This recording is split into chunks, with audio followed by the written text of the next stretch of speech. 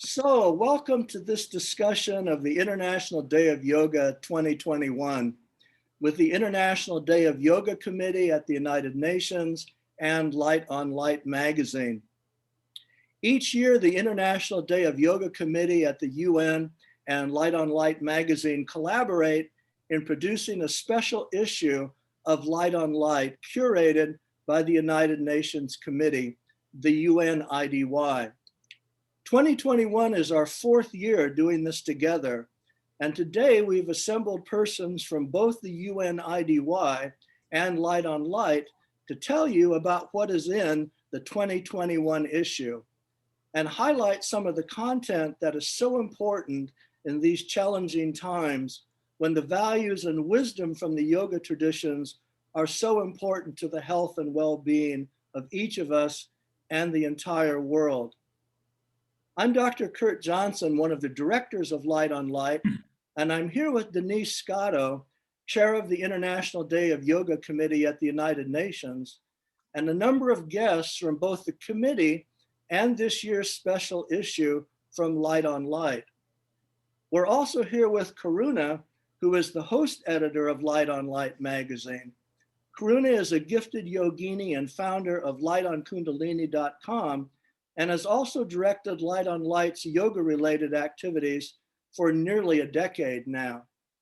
So for your information, all of our Light on Light family of magazines, including Light on Light, The Convergence, and Conscious Business, are free at www.issuu.com/lightonlight. That's www.issuu/lightonlight. So Denise has agreed to be our co-host as she knows all of her guests and can choreograph how we want to speak to each of them, and also how we'll be including Karuna from Light on Light in the conversation. So let's hand the platform over to you, Denise, and let you introduce your guests and the content of this year's 2021 special issue of the Light on Light magazine for the International Day of Yoga. Thank you so much, Dr. Kurt Johnson. It's such a joy for me personally, and as chair of the International Day of Yoga Committee at the UN, to be with everyone here, joining together for World Unity Week.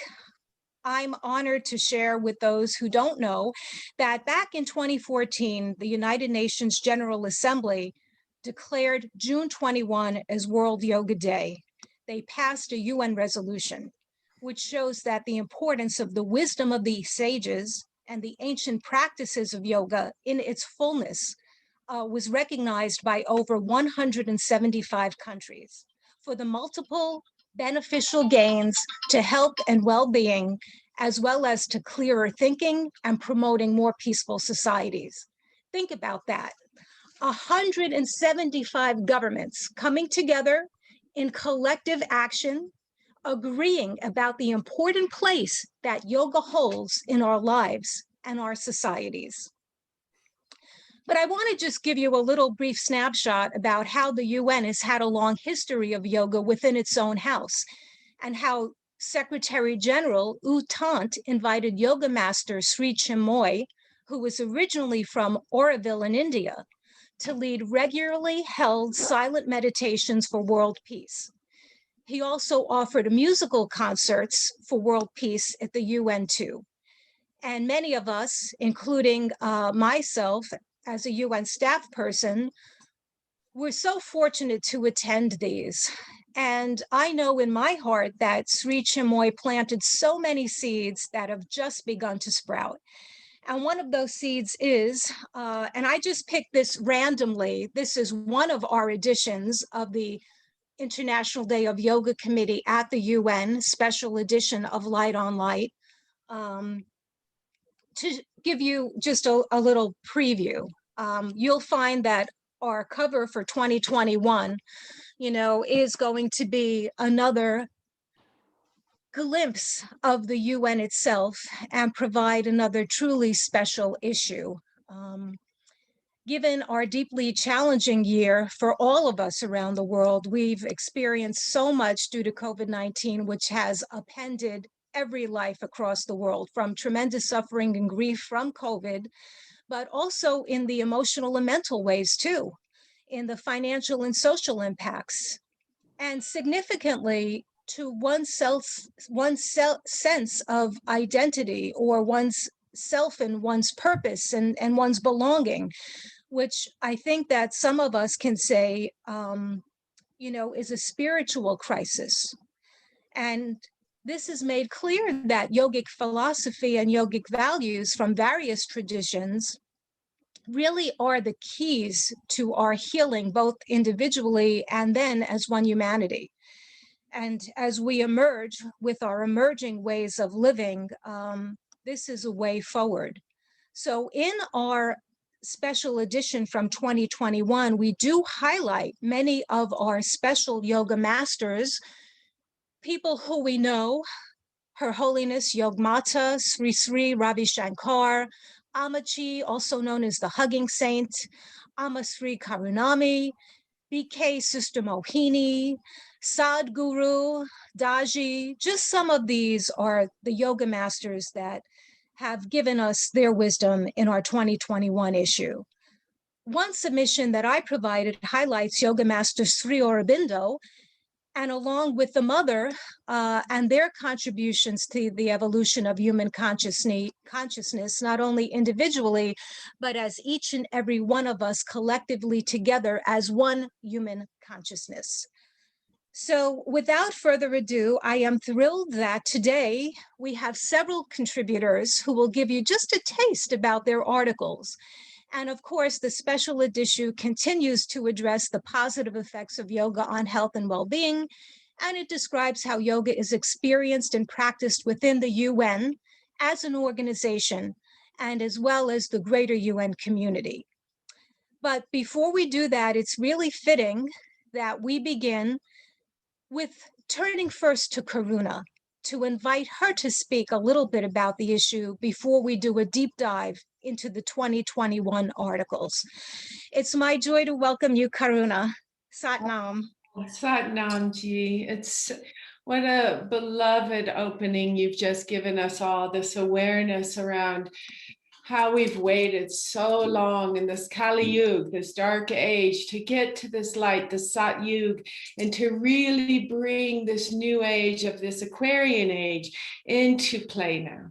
And it took the pandemic, it took the COVID, it took us all together in lockdown to bring forth our witness, our grace, our love for yoga, and that you, the UN, the United Nations, to unify yogic practice, and all the beloveds on this panel today in this wonderful issue of 2021, our Yoga Day issue, International Yoga Day issue with Light on Light. Beloveds, it is only the light that can transform us. We can go through the subconscious patterns and through all our addictive patterns and whatnot, but if we don't bring the light into that kunda, that base of the spine, with the technology of Kundalini Yoga in masterfulness. So we need the teachers, we need all of you to step forth and bring your articles to Light on Light magazine. We love you. We open this door. We want your voice.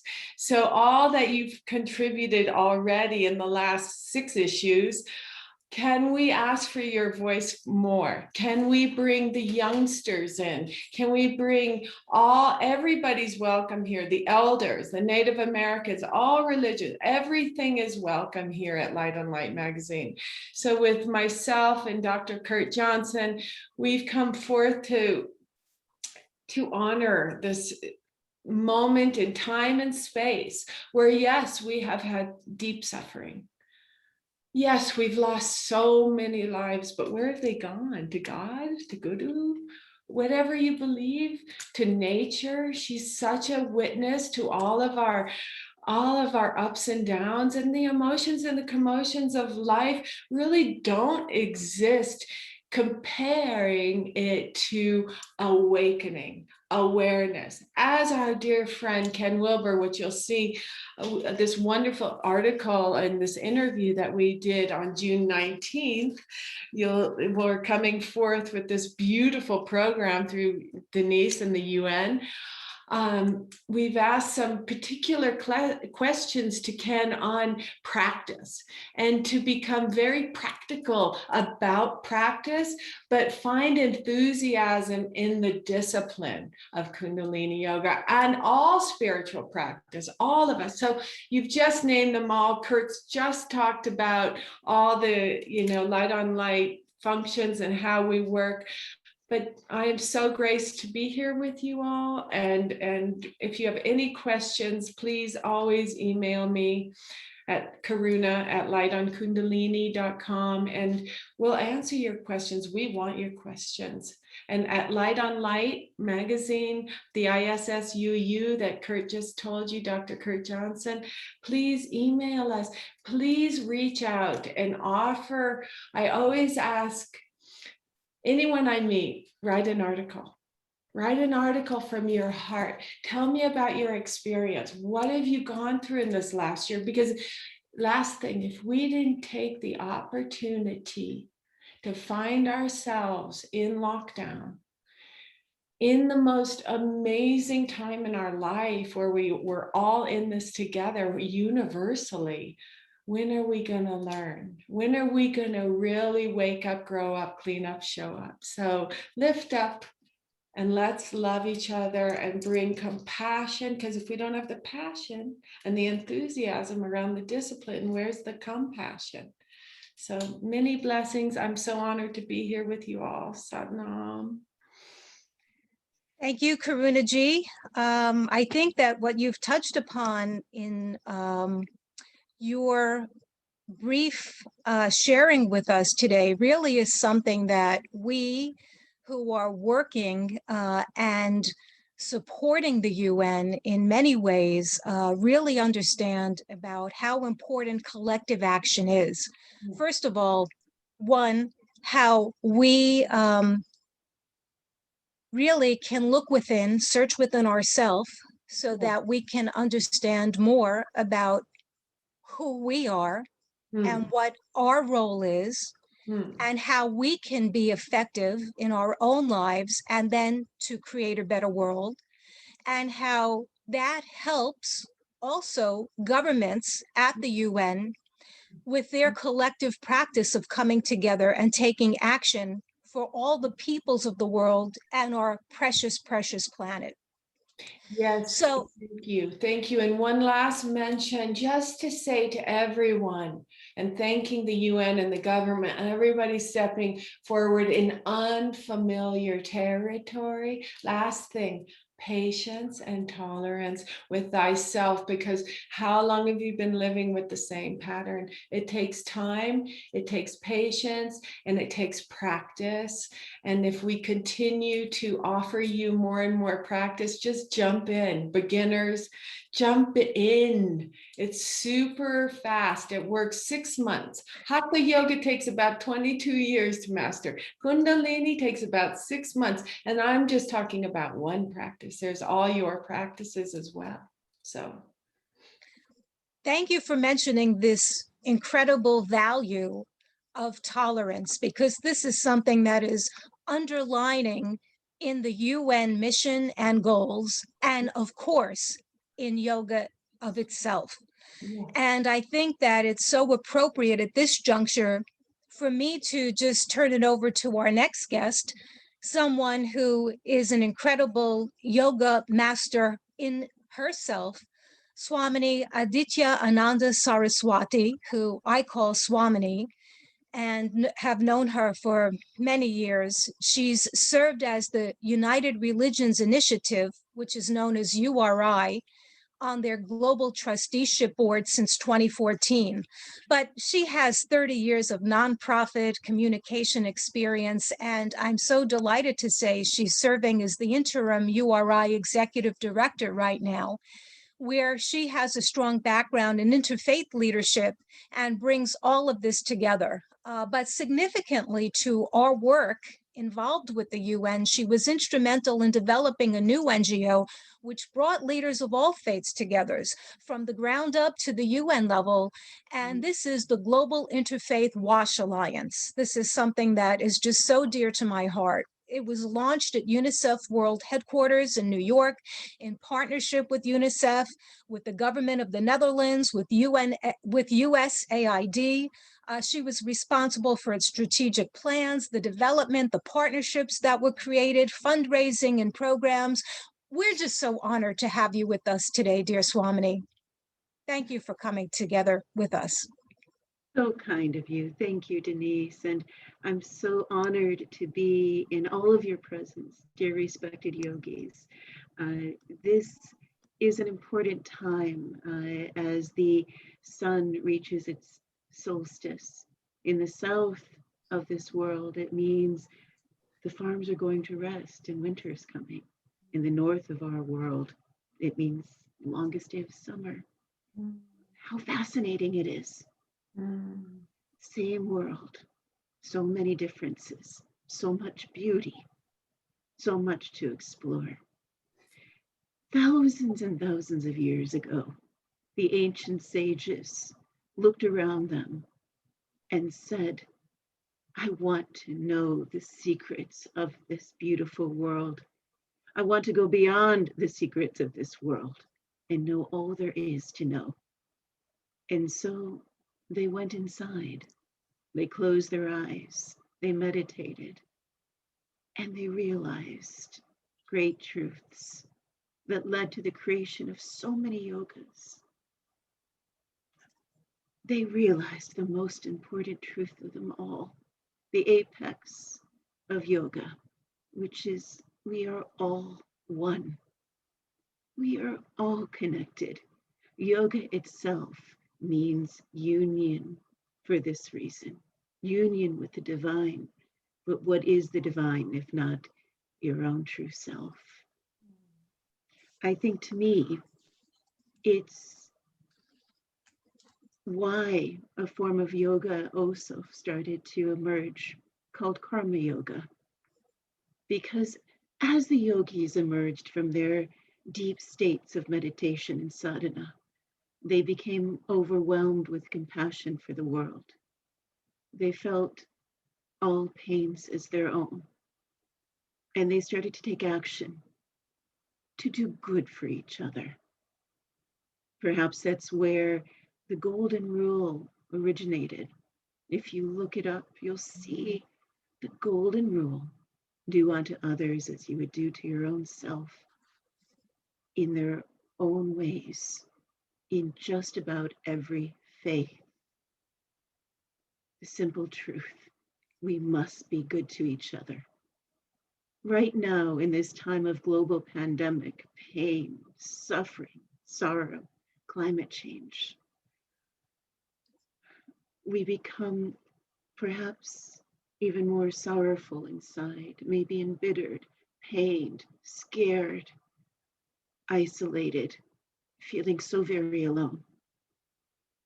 And this is the most important time that we can break that isolation and stand up for each other, be there for each other, and do that good to alleviate the other's pain.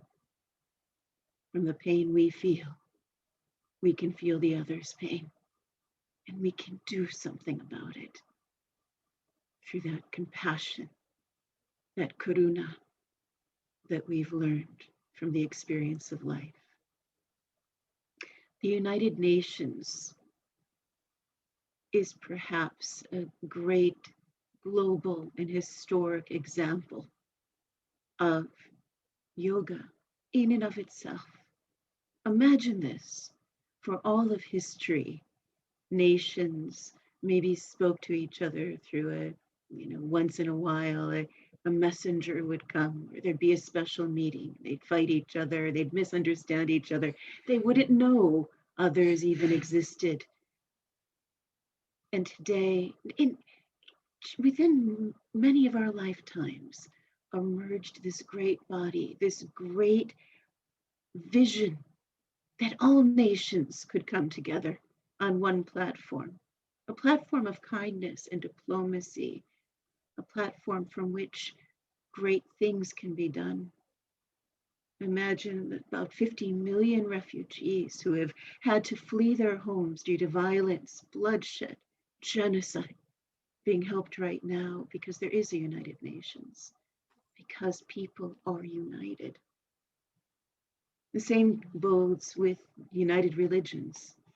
We're actually founded on the founding day of the United Nations to bring all religions together for the same reason.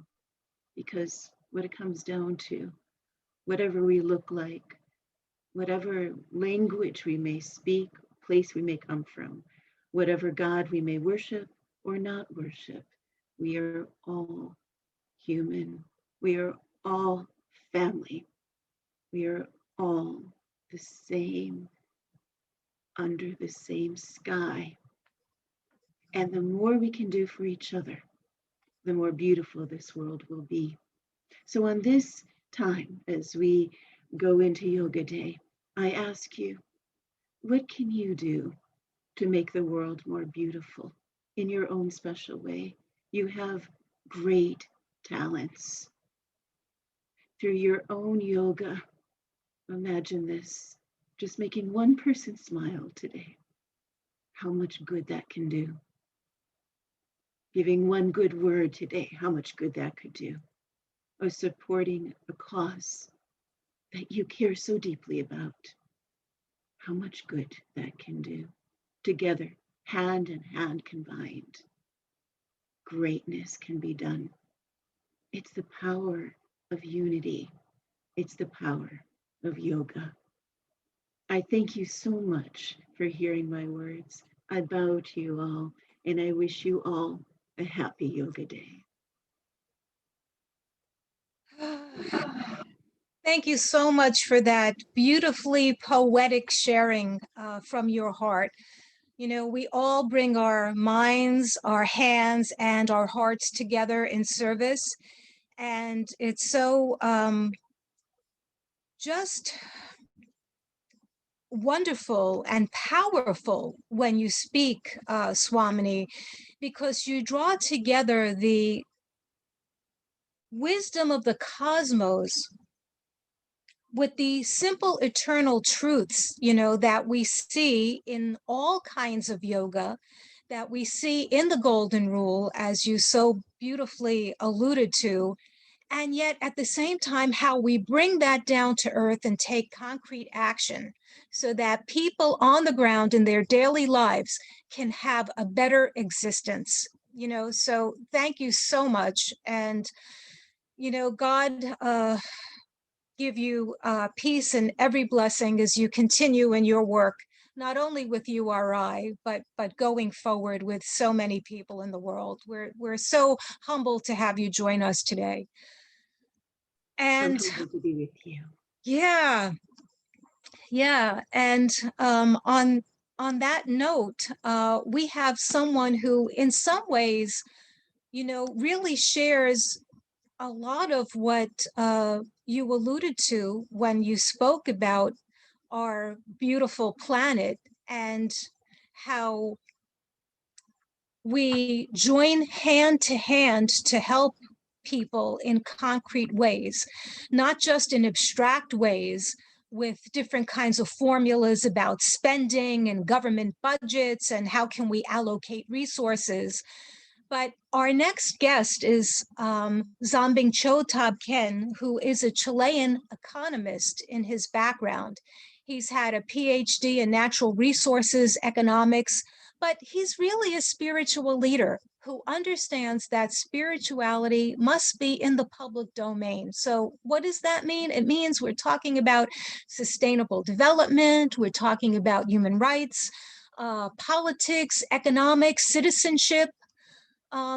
He has dedicated his life to healing our world, to healing our planet, and to promoting world peace. So he represents at the UN the Lama Ganchen World Peace Foundation. He's joining us from Chile. A very, very warm welcome to you, Alfredo. Thank you very, very much. I'm so happy to be here, and I'm happy to be part of this International Yoga Day, maybe Yoga Month, maybe Yoga Year, maybe Yoga Year to Year. What I wanted to share during that day was the importance of meta-consciousness as a sustaining power of our interdependence, our interconnectedness. What I call in the article, the power of transmission, and the impact of this power of transmission in human transformation. We live in one world. The world has no frontiers today. A world where the impacts of conflict reaches everyone's house. The impact of the pandemic is being transmitted everywhere. You know, the same thing with regard to global warming, climate change, desertification of the planet, pollution, and weak government structures. We witness today two very important attributes of this transmission. The first is the instantaneous world, you know, the now or never world. Many people are living in that world. And the second attribute is to live in a world of total coverage. That is to say, the now and everywhere and everyone. That is a very important characteristic of the 21st century. Interdependence and interconnectedness affect all human lives, all sentient beings, and nature. This is a very important message that I would like to give here today. So while the power of transmission, this degree of connectivity, has been used by economists and governments as an index of economic progress, we know that all that being transmitted is not necessarily contributing to human progress. It is not only about quantity, it's about quality. And this raises two fundamental questions. What drives transmission in quantity and quality? Our messages, our interactions. And secondly, where should we put our awareness to avoid the negative impacts of transmission? The relative importance of what I have transmitted in my career as an environmental economist has changed. It changed at least 3 times. The first part of my career was the what, like pollution. You know, I spent a lot of time in the natural phenomena. The second part was the who pollutes, you know, the attention to the human factor. And today, my career is about the why, you know, the importance of consciousness and spirituality. Why do people pollute? Thus, my attention today is how the power of transmission and interdependence is influenced by the mind, by our mindset, by individual and collective consciousness, by our soul, and very important, by the subtle dynamics of being and becoming. I have given particular emphasis to interactions between individual consciousness and nature consciousness. This is a very important part of the message. The consciousness of the inner and the outer, the individual, the collective, the material, and the spiritual. It is here where I bring the concept of meta-consciousness. Meta-consciousness as the consciousness of all expressions of life. Meta-consciousness is the oneness, is that yoga day, is the oneness and the unity of all existing consciousness, yours, mine, the consciousness of sentient beings and nature. Meta-consciousness is the foundation of the power of transmission, is the power of transmission that must not be separated from nature. It is meta-consciousness that allows us to address the outer and the inner nature of change. We are not going to change only by the material world. This is not possible. We have reached the limit of materiality. It's the law of correspondence. The law of correspondence that says the inner is like the outer and the outer is like the inner. Global warming, this pandemic is the mirror image of our inner warming. If we do not settle our inner consciousness, the consciousness of nature, we will not be able to really deal with the pandemic or any other thing. Meta-consciousness is nurtured by meaningful interactions between human consciousness and nature consciousness. It develops new cognitive experiences that we need to rebuild the planet right now. It constructs the type of mindset we need to heal the planet and heal ourselves. It allows us to attain the highest level of material and spiritual welfare, not only material welfare. It becomes the key determinant factor of all the processes of human transformation from now on. As it was said before, the Aquarian age is the age of self-realization, is the age of meta-consciousness. Meta-consciousness is the fundamental ground for sustainable planetary prosperity. Not only my prosperity, not your prosperity, all of prosperity of all ourselves, human beings and sentient beings. And meta-consciousness is the foundation for the creation of what I call the new planetary being. Om Shanti, Shanti, Shanti, Om. Thank you very much. Om Shanti. Oh, Alfredo, such a rich sharing. And you really brought up that we are nature. We as human beings are nature. And that we have an inner ecology, right? I mean, this is something that we may not say it in those words, but that is what it's about.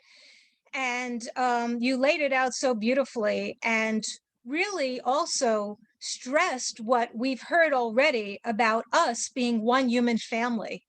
So these are, I think, the important threads that we will be hearing more from as we continue. And at this point, I must say that I'm so privileged that Gayatri Narain is the vice chair of the International Day of Yoga Committee at the UN. She's been representing the Brahma Kumaris since 1980.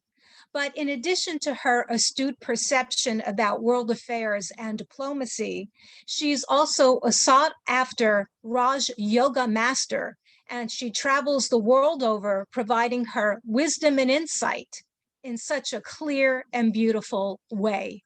Welcome, dearest Gayatri.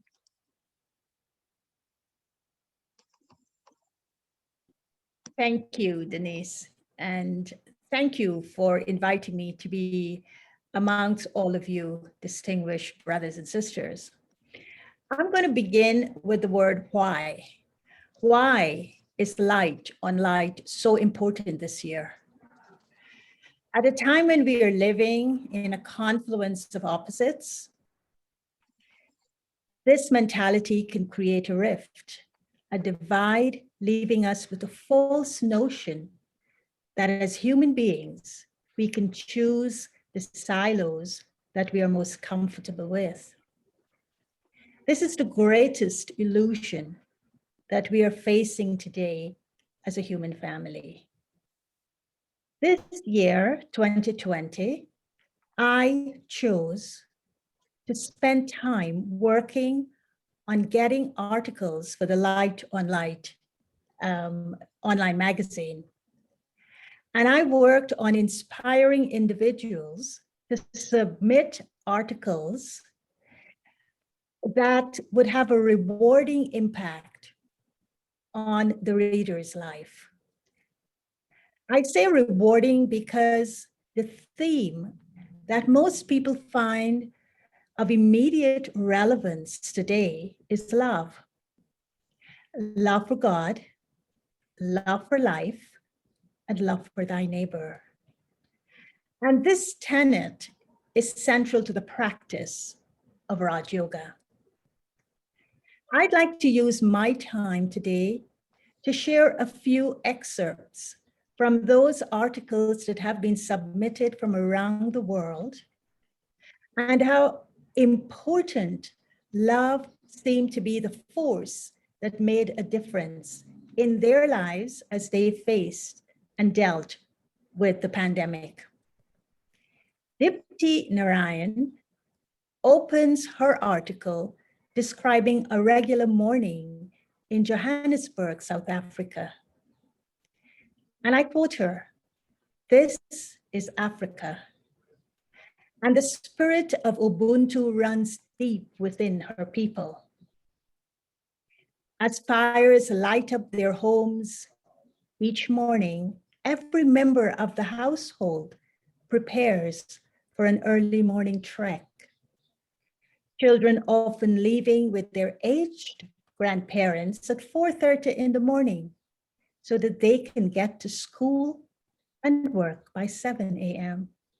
No fuss, no complaining, just pure resilience to survive. Within the contrast of their beauty and a daily fight for freedom is the heartbeat that echoes, I am because we are Ubuntu. Their existence has taught me that the core of our being should be defined by the relationships we share with one another. That's a teaser, isn't it?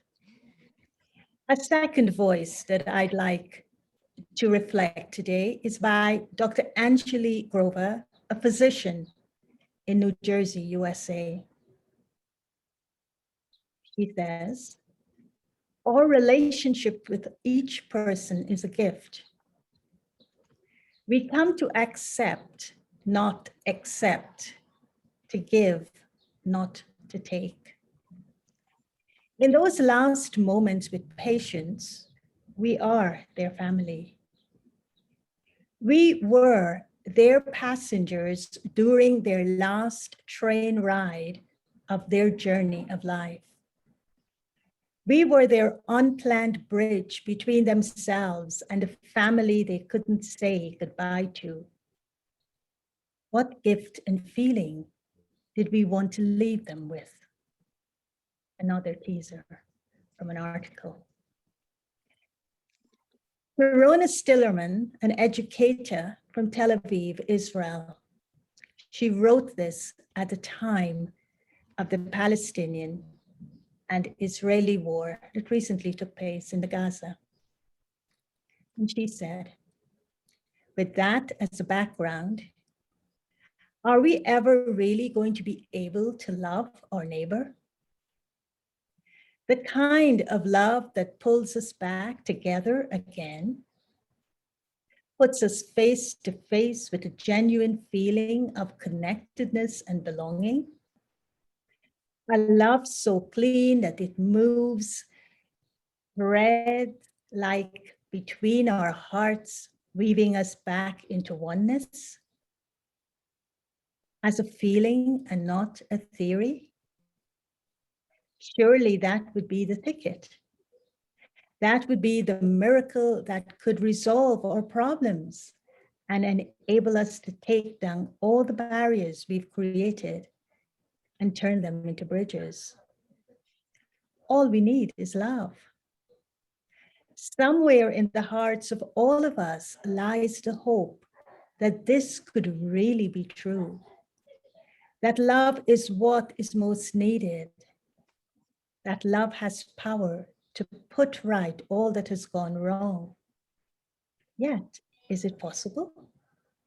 Especially with so many of us being so hurt by love itself, we even hesitate to turn to each other and say, I love you. Respect thy neighbor? Yes. Allow and respect thy neighbor? Yes, yes. But love thy neighbor? A tall order. And find the final teaser, I think Karuna spoke about it and Alfredo spoke about it, but here it is in the context of Jacqueline Kambata, designer and businesswoman, but she also comes from the Kambata Aviation of India. Her father was part of that. Life's drama is a learning opportunity to bring us to our own kindness and freedom of heart. It is an inner pilgrimage to love. Our wounds can connect us to the suffering of others and offer us a deeper window of compassion. Residing in our heart offers us the freedom to dwell in the lap of God's light. The divine wishes for us to introduce ourselves to him or her. God says to us, where have you been, my children? I have been longing to embrace you in my arms of love. I have been yearning to share with you the fragrance of a heavenly world. Come to me, It is in my light where your happiness blossoms. What if we collectively initiate an emergent and generative spiritual learning style by envisioning God's light and love and living in it? The outcome of light and love for us individually and for the human species is a return to a golden age, that age of Aquarius. So thank you for giving me the opportunity for being part of a process called Light on Light, because I think it will impact the hearts of our brothers and sisters in such a way that it would create a healing of the grief that we collectively shared over the past years. Thank you. Om Shanti. Om Shanti Gayatri, and thank you for that selected group of articles. They're all so beautiful, and it just shows how you are such an inspiration and a motivation to so many, including myself, and how they in turn have been open to receive the messages that needed to come through for us and for this special edition for Light on Light. I know that these are extraordinary articles in this entire issue, and I'm sure that everybody, after hearing Gayatri just give those little teasers, are very eager to take a look online for our 2021 edition. I would like to now introduce our next special guest. Farah Nazarelli lives in the rainforest on the Pacific coast of Vancouver Island and is deeply inspired and dedicated to the practice of yoga from the Yoga in Daily Life system, which was created by Vishwaguru Paramahans Swami Mahesh Warananda. She is the Canadian ambassador of the Sri Swami Madhavananda World Peace Council and strives to incorporate the teachings of Ahimsa into her workshops in conflict resolution and nonviolent communication. Both Yoga in Daily Life and the World Peace Council are accredited NGOs to the United Nations. Namaste, Farah. Thank you for being with us today. Thank you. It's such an honor and privilege and blessing. It's a blessing for me to be among all of you and to share the inspiration that I saw among my own ashram and community when the Yoga and Daily Life centers were able to adapt all of their programs amidst the hardship and challenge of what we were all facing. And I so appreciate, Gayatri, the words of turning towards God, turning towards light and love, because I think what enabled all of the leaders of Yoga and Daily Life ashrams and centers around the world to really persevere through hardship and persevere through obstacle was turning towards satsang and turning towards the blessing and protection that satsang offered when the pandemic hit and Vishwaguruji was offering daily satsangs that made him more available to people around the world and made his wisdom so important at a time when we were all thirsty. We were all thirsty for hope and inspiration and that experience of light in our hearts. And I think that was the real nugget of what enabled all of the Yoga and Daily Life centers to be adaptable, to be flexible, to shift, to persevere when there was resistance to experiencing yoga on Zoom as opposed to in person. And, you know, I think that when one receives spiritual nourishment, the impulse to serve naturally arises. And amongst all of you, I've heard that term karma yoga and the ability to serve love our neighbors and serve one another, the interconnectedness that we've heard and interdependence. And I think that the satsang and that Vishwaguru really gave the spiritual nourishment so that the impulse to serve really arose in the hearts of all the people who were teaching yoga to people around the world. And I think the other message, that really is forefront through this example is Vishwaguru spoke so much, and we've heard it here, about Kali Yuga, an age of darkness. And as long as humans are killing humans, and humans are killing and eating animals, and as long as humans are destroying the environment, the coronavirus and pandemic is just another facet of darkness. And the true dharma of humans, ahimsa paramo dharma, that our true dharma as humans is to revere and protect and love and serve all of life, humans, animals, the plant kingdom, and to be reminded of that dharma at a time when there was so much suffering, I think is such an important message of hope that allows us to really connect to a deeper part of our dharma as human beings.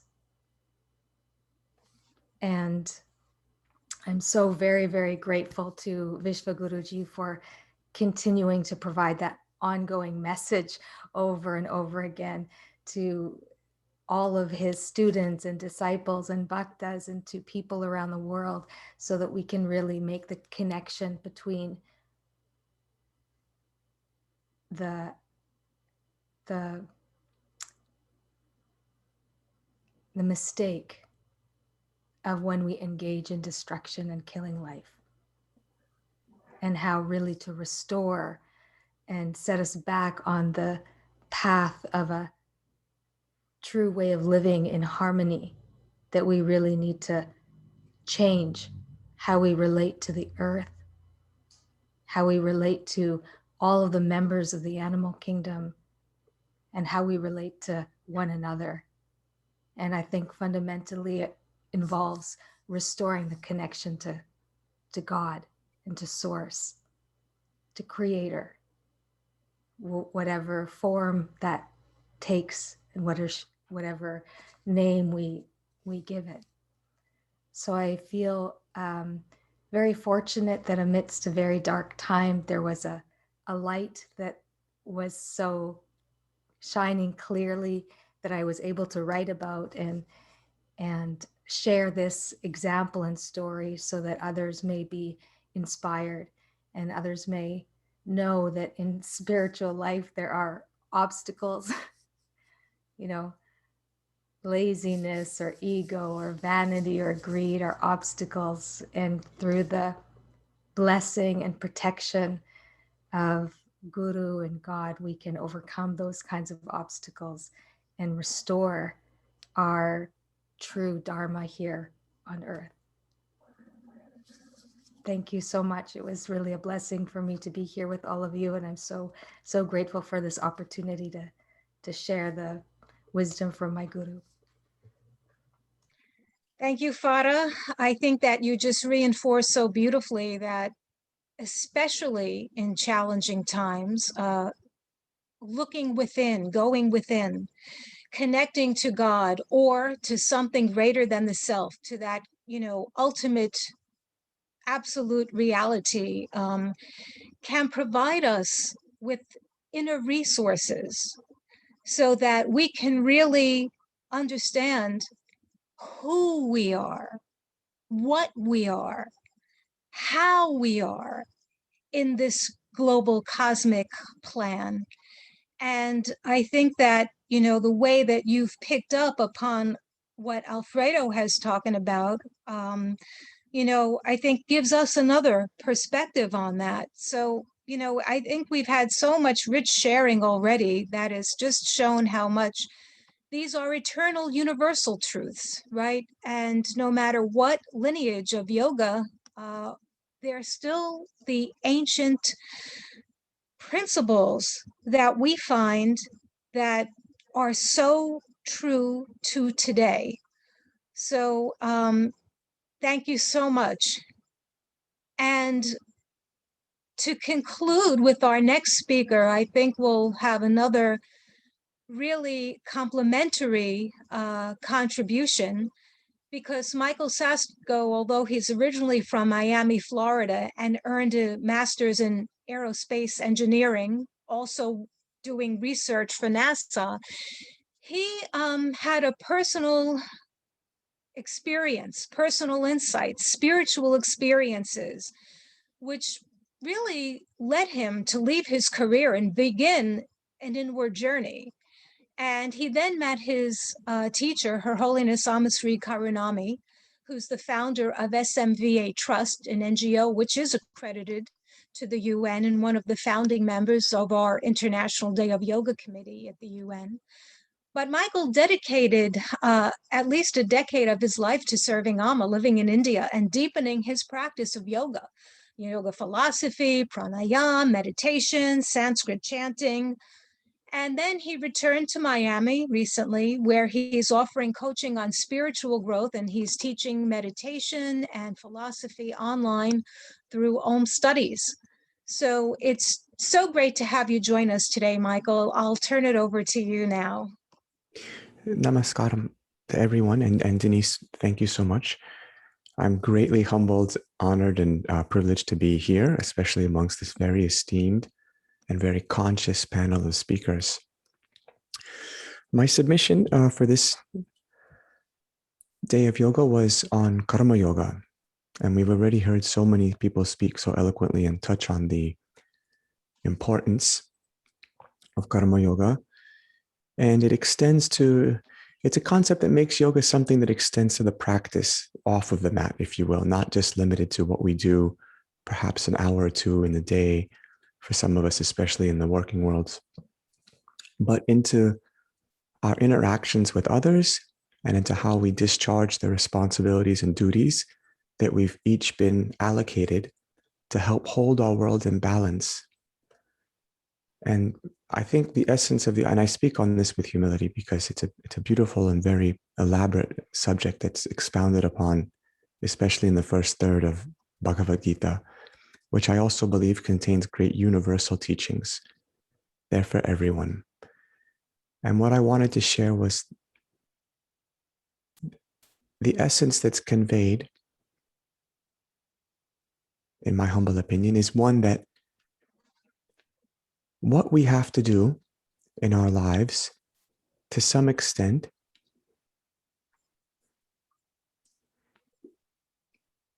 is fixed. Perhaps we have our own relationships already, our own careers, our own family members. But how we have to do those things is immediately in our hands. So we've heard about the why, the how. So I'm going to focus on, we've heard about the what. I'll focus here and say that this teaching in the Gita provides us with choice. We all have a choice. And that choice is, we have some oars in the water. What we can do, you can also change. But how we do the things we do is going to be what determines whether or not we create basically karma or yoga. Our actions and how we do things are going to be exactly what determines what we believe ourselves to be. And if we can experience ourselves as a limitless, connected whole being as the self, where I don't see division or divisiveness between you and myself, I can love and correct that error, or whether or not I reinforce some sort of collection of past events that I've bound up myself in and created an identity with. And the tricky thing is, as I came back and I taught more in the West, I often saw this concept almost equated or distilled into volunteering. And I can't, how can I say anything against serving others, selflessly and volunteering? But I feel still the how is worth keeping an eye on, because it's that thing that allows this activity to truly become without self, to transcend our limitation. So baked into the how is the choice. We decide. We have a choice in front of us whenever we interact in whatever it is that we're doing. We all have such different, unique things to do. We're quite unique. But in this how is where we can connect, where we can become free. That's the essence of the contribution. And so many beautiful words were said today about love. It's not different. And to quote great sages and saints, and we talked about already with so many great speakers today, that this wisdom has been carried forward, maintained through the actions, the how of other great beings. When we see someone embody these truths, academic understanding is nice, it's a first step. When someone embodies and lives this way, we also become educated, inspired, all of those things. To quote one great saint, Bhagavan Ramana Maharshi, who when asked by a student, how should we treat others? He responded, there are no others. Very beautiful. There is only the self, expressing itself in myriad forms and shapes, but we have to experience this more. So that's the essence of the article, was be very conscious of how you live. Because in the how, everything you're doing, every moment is a choice. Do I further identify with a temporary aspect of myself? Or do I set that aside, see myself in others, and connect to the truth that there are no others and that you and I are one? And in beautiful, then I feel it sounds academic, but the experience is one then that provides what we're looking for in our lives, which I believe universally everyone can agree. We want to feel whole. We want to feel safe, loved, connected, all of those things. So as we go forward in discharging our duties, that is the choice. That is the essence of it's beautifully broken out into more detail and expounded upon, like I said, in Gita, and then also I've added some things in the article, but that is the essence. And even as I talk, it's a good reminder for myself.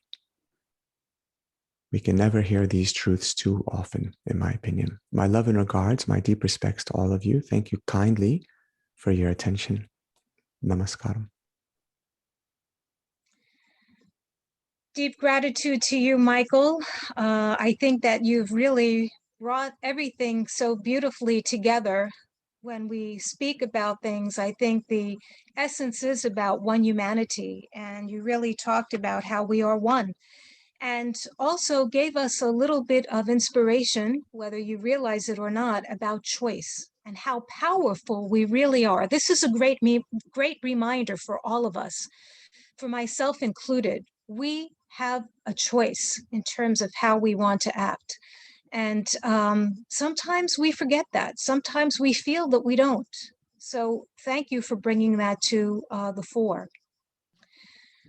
So friends, I want to thank all of you for joining us today and for sharing your articles, for sharing your presence, for sharing your beautiful wisdom, your time. I want to thank everyone who's viewing this today and for those who join us in the future, and hope that you do take a look at our 2021 special edition from the International Day of Yoga Committee at the UN, Light on Light e-magazine. It is such a privilege and a labor of love for us to present this to you so that it provides solace, it provides resources, it provides some sort of belonging in community. That is what we are striving to create, to bring everyone together in community.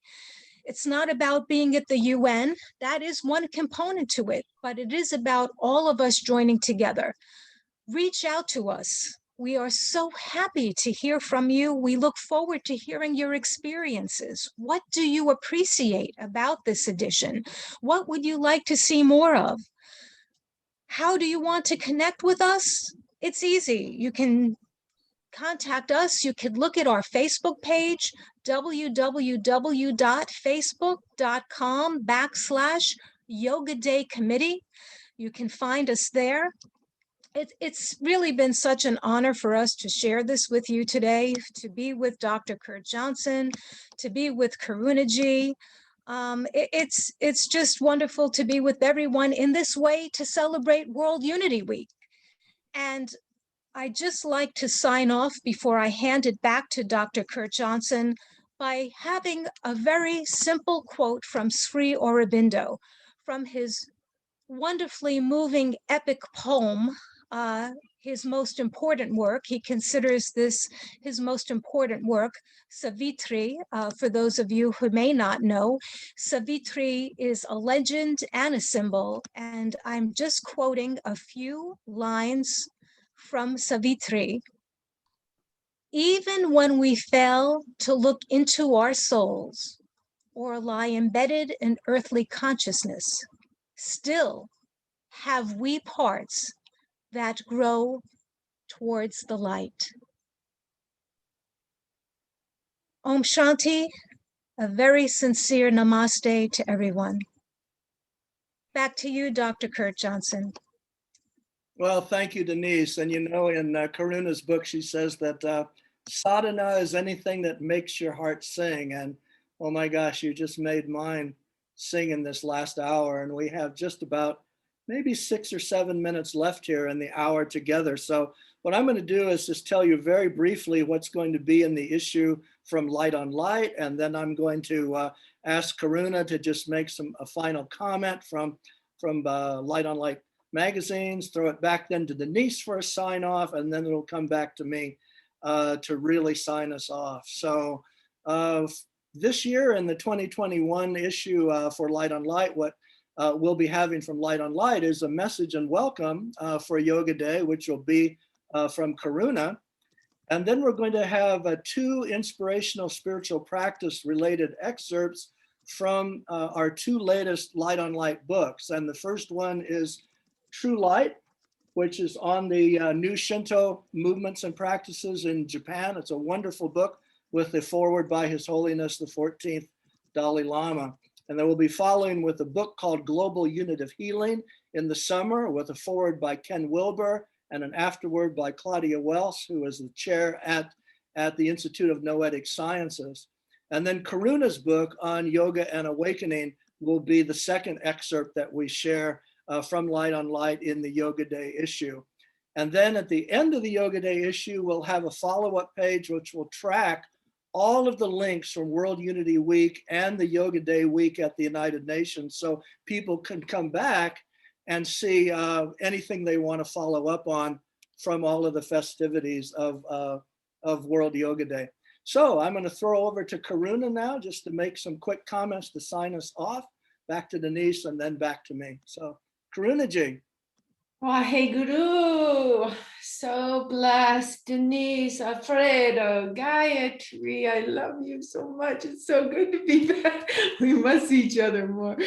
Oh my God, Farah, oh my gosh, so beautiful. You're just resonating what you do. And this is such an influence for Light on Light and what this light brings by serving your master and your guru the way you do.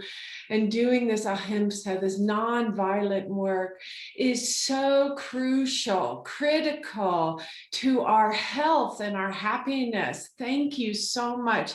And Swamamini, did I say that right? Oh my gosh, thank you so much. It's so good to know you. We need to know each other out there. And Michael, your compassion and your work with the Bhagavad Gita and just your dedication to your soul, by giving up all the CEO and all the stuff out there in that world that doesn't feed us, but those things have fed us to lead us here. And I wanted to just close with you who walk on the path of God have to understand that you have to keep your identity above you. You have to keep your integrity above you. You have to keep your dignity above you. Let you serve your own identity, your own integrity, and your own divinity. In return for that, the Almighty God shall serve you. Don't search outside. The Creator has created the space outside, which He has created in you. But within the space in you is your soul. Within the framework of you, you have the intelligence, you have the consciousness. Put them together, find them at the same time, and be blessed. There's no way outside of you to solve the failure, the destruction, the depression.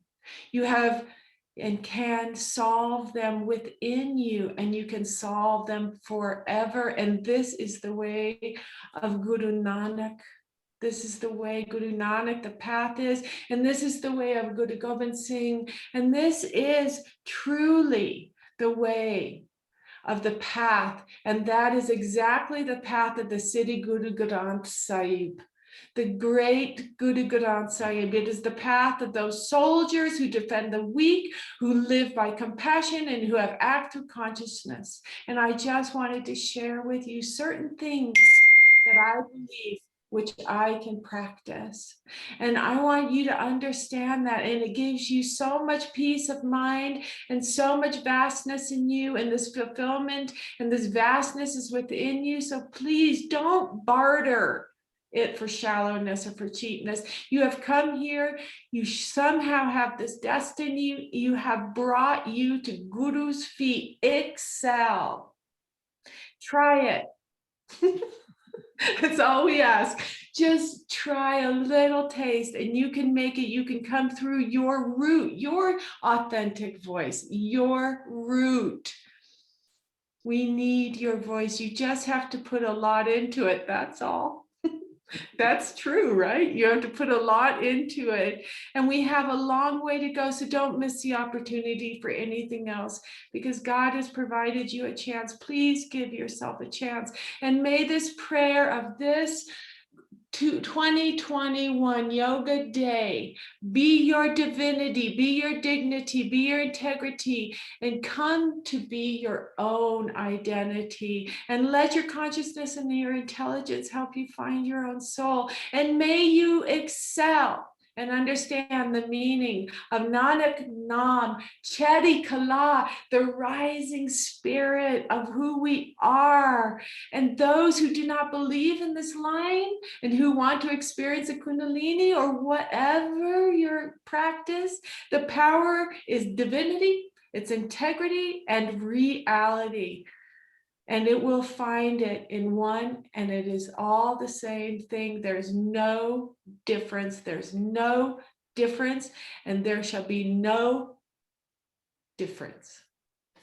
Waheguru Ji Kal Khalsa, Waheguru Ji Ki Fateh. And Fateh means victory, and may the victory be yours. And thank you all so very much. Thank you. Satnam, come back to Light on Light.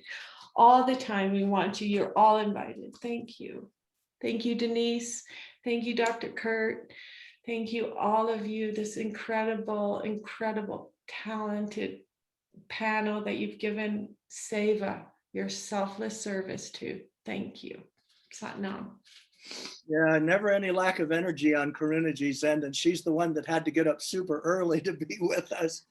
So Denise, back over to you to say something to sign us off, which then I'll do officially, thanking everybody as we go, but over to Denise. Again, I just want to thank everyone for being part of this beautiful event today, and to translate or to just give the real nutshell version of what Karuna said. I think many of us know the Rig Veda, truth is one. And when we talk about our authentic voice, I will just quote a very short line from Rumi. Yes, please. Your heart knows the way. Run in that direction. Thank you all. May peace be with everyone. Right. So I just want to thank everybody for being with us, and to note that we're going to be arranging that this hour we spent together can be played in multiple venues even before Yoga Day, so people can use it. I'll be sending it to all of you. You can track everything going on through the whole Yoga Week and World Unity Week at worldunityweek.org. You can track it at the UNIDY Facebook page, which Denise mentioned. And you can also track it at the media page at lightonlight.us. So I just wish you all, actually, I'm going to quote Alfredo. I wish you all a wonderful yoga day, a wonderful yoga month, a wonderful yoga year, a wonderful yoga lifetime, and a wonderful yoga infinity. Waheguru.